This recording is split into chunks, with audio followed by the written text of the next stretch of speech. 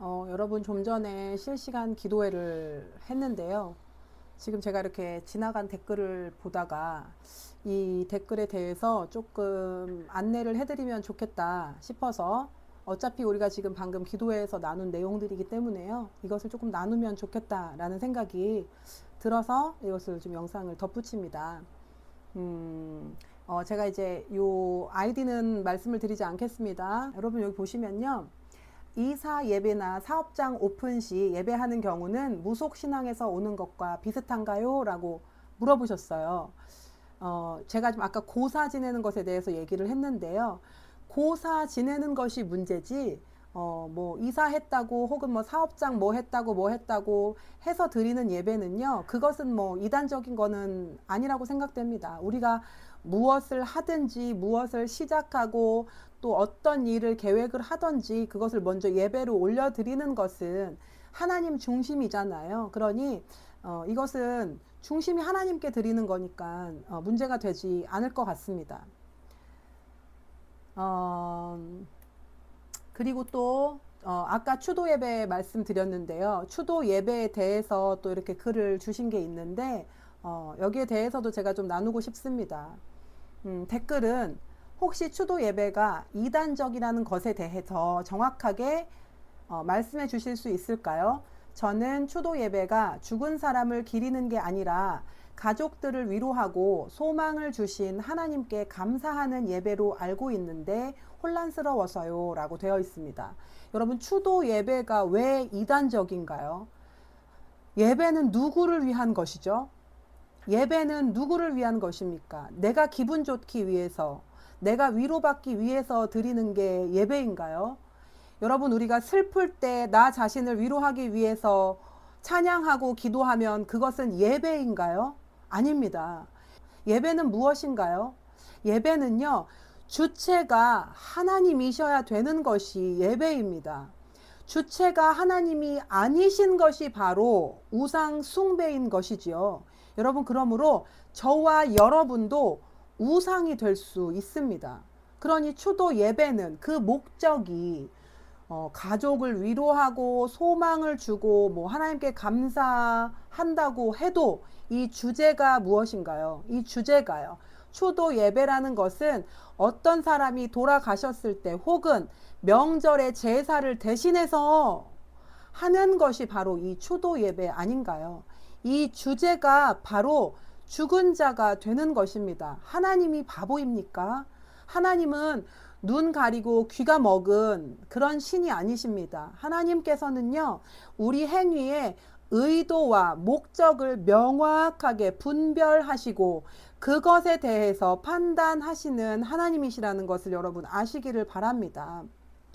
죽은 자를 위해서 그 날을 정해서 그 가족을 위로를 하든 무엇을 하든 이것은 하나님께 드리는 예배가 아닌 것이고 특정한 사람 혹은 그것이 죽은 사람이 되었을 때는 더 악한 것입니다. 왜 죽은 자를 위하여 날을 정해서 무언가를 하는 것입니까? 그것도 교회에서. 이것은 명백하게 우상 숭배인 것입니다. 그러므로 교회에서는 이것을 자꾸 정당화하기 위해서 이러이러한 말들, 귀에 달콤한 말들로 이것을 자꾸만 바꾸는데요. 이것이 여러분을 속이기 위한 술수라는 것을 아셔야 됩니다. 많은 목회자들이요, 이것에 대해서 영적인 분별을 하지 못하고 그냥 따라가고 있어요. 그런데요, 추도 예배라는 것은 죽은 자에 대한 중심이 없어지지 않는 한은 이것은 우상숭배입니다. 우리가 매일의 기도와 매일의 예배를 하나님께 드리는데 또 따로 추도 예배라는 거를 떼서 왜 그것들을 죽은 자와 죽은 자의 가족을 위한 예배라는 명목으로 만들어낸다는 것입니까? 도대체 예배의 주인은 하나님이 아니고 누구라는 것입니까? 사람을 위로하기 위해서 왜 예배를 드립니까? 그냥 말로 위로하면 됩니다. 여러분 가서 안아주고 위로해주고 그렇게 하시면 됩니다.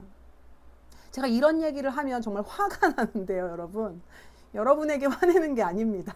정말 이 거룩한 분노가요. 예수께서 성전에서 상인들이 물건 팔 때 가서 뒤집어 엎으시잖아요. 정말 교회 가서 정말 이 추도 예배 하는데 그 막 뒤집어 버리고 싶은 뒤집어 엎어버리고 싶은 마음이 있습니다. 정말. 아주 교묘하게 속여서 여러분 잘 들으세요. 제가 마태복음 24장에 대해서 휴거 얘기를 하면서 나누었잖아요. 이제 앞으로 무엇이 올 거라고 얘기했습니까? 교회가요, 믿는 자들이요, 배도하게 될 거라고 해요. 배도. 하나님을 등지게 될 겁니다. 교회 안에 있으면서 그렇게 하게 될 거예요. 여러분, 잘 분별하셔야 됩니다.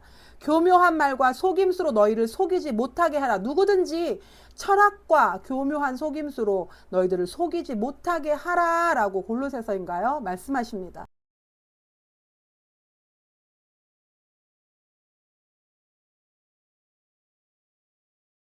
여러분, 정말 정신 바짝 차리셔야 됩니다. 누구를 위한 예배인가? 주제가 무엇인가? 이것을 명확히 밝히 아시기를 바랍니다. 그러니 명절날 명절을 위해서 추도 예배할 거 할 필요가 없는 거예요. 명절날 우리가 추수감사절이 있는데 왜 명절날 무슨 명절에 대해서 뭐 감사한다고 그걸 왜 추도 예배를 드립니까? 이런 것들 다 틀린 거예요. 정말 다 이단적인 거고 악마적인 겁니다. 이렇게 지금 미혹이 많고요. 이렇게 분별을 못하고 있습니다. 또 다른 댓글인데요. 길거리에서 전도했는데 알고 보니 무당이었습니다.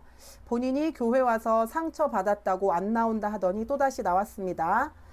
이 무당을 가까이 하기엔 저가 버거운데 가까이 안 하는 게 좋겠지요? 라고 이제 물어보셨는데요.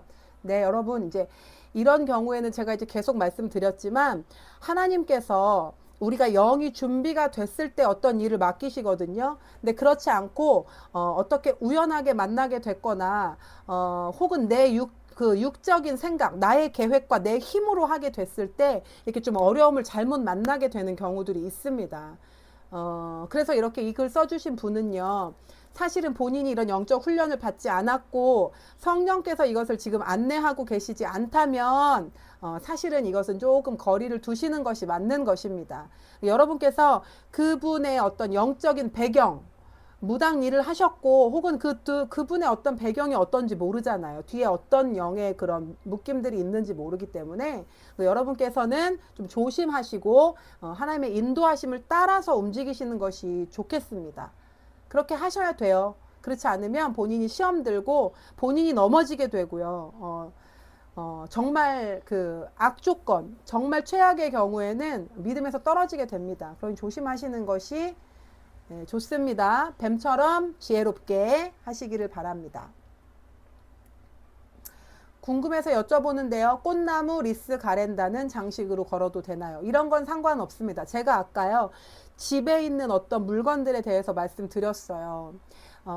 2년 전에 제가 사역할 때는 이것을 다 말씀을 드렸습니다만 이제 지금 새로 이제 다시 또 오셔서 듣는 분들을 위해서 말씀을 드립니다. 여러분 집 안에 이상한 물건들 제발 두지 마세요. 우상 숭배와 관련된 물건 두지 마세요. 점성술과 관련된 물건 제발 두지 마십시오.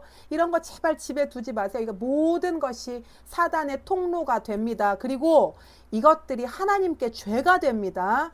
여러분 계속 지금 회개하시면서 깨끗하게 하고 또 축사하고 계시는데 여러분 이런 것들을 허용해서 여러분 괜히 사단에게 틈을 열어주지 마시기를 바랍니다. 장식으로 여러분 그 뭐죠? 아까 말씀드렸는데 드림캐쳐 같은 거 제발 걸지 마세요. 그런 거 주술적인 거예요. 아주 주술적인 어떤 그런 그 원리가 있는 애들이기 때문에요. 그런 거 걸지 마시고 코끼리, 해바라기 제가 계속 말씀드렸죠. 동물, 물고기, 이런 복을 비는 것들 있잖아요. 거북이, 이런 거 제발 집에 두지 마십시오. 제발 부탁드립니다. 이런 거 두지 마세요. 돈 잘 벌게 한다고 부자 되게 한다고 혹은 건강해지라고 혹은 이런 거 있죠. 이런 거 해놓은 거 다 치우세요. 그거 전부 다 주술적인 거예요. 설마 달마 사진을 갖고 계신 분들이 있으시진 않겠죠? 네. 그리고 짐승 사진 이런 거 제발 놓지 마세요. 예수님 유다의 사자라고 해서 예수 그리스도의 사진 혹은 우리가 독수리처럼 성경 말씀대로 독수리와 같다 해서 독수리 그림 이제 이런 성경적인 관점에서 놓으신 건 상관없습니다. 좋습니다. 그런데 그 외의 것들 제발 집안을 잘 점검해 보시기를. 북어 걸어놓지 마세요. 이런 거 집에 걸려있고 부적을 설마 가지고 계시는 분 없으시죠? 오 주여. 그리고 또 이런 것이 있습니다. 남편이 알바로 남의 집 산에 가서 조상들 묘의 풀을 깎아주고 있어요. 여러분, 직업에 대해서도 하나님께 정말 기도하시면서 안내를 인도 받으셔야 돼요. 여러분, 직업적으로도 보세요. 이런 일 하시면 어떻겠습니까? 귀신이 계속 붙지 않겠어요? 그래서 이거 정말 잘 분별하셔야 되고요. 일에 대해서도 여러분, 어떤 거짓이 많거나 속이거나 술수를 많이 쓰는 일들, 그런 거 제발 하지 마십시오. 어떤 특정한 일들은요, 고객을 상담하는 과정에서 과장도 많고 술수도 많고 어느 정도 막 거짓이 섞이면서 일해야 되는 그런 직업들이 있거든요. 그래서 그런 것 좀 제발 하지 않으시기를 바랍니다. 하나님께 직업적으로도 안내를 받으셔야 됩니다. 타로 하는 곳에 뭐 청소하는 아르바이트 이런 거 안 돼요. 정말 하지 마십시오. 뭐 우리 막 마사지 해주는 퇴폐 업소들 있죠. 그런데 가서 아르바이트 안 돼요. 노래방 아르바이트 가능하면 안 하시고 술집 아르바이트 가능하면 하지 마십시오. 여러분 이건 우리가요 정말 상식적으로 알 수 있는 부분들입니다. 그러니 조심하십시오. 우리가요 이걸 가리고 조심해서 나쁠 것이 없어요. 나쁠 것이 없습니다. 세상에 속해 있지만 우리는 세상과 분리되어 사는 자들입니다. 그래서 사단에게 틈을 내주지 않도록 여러분의 삶을 계속 점검하시기를 바랍니다.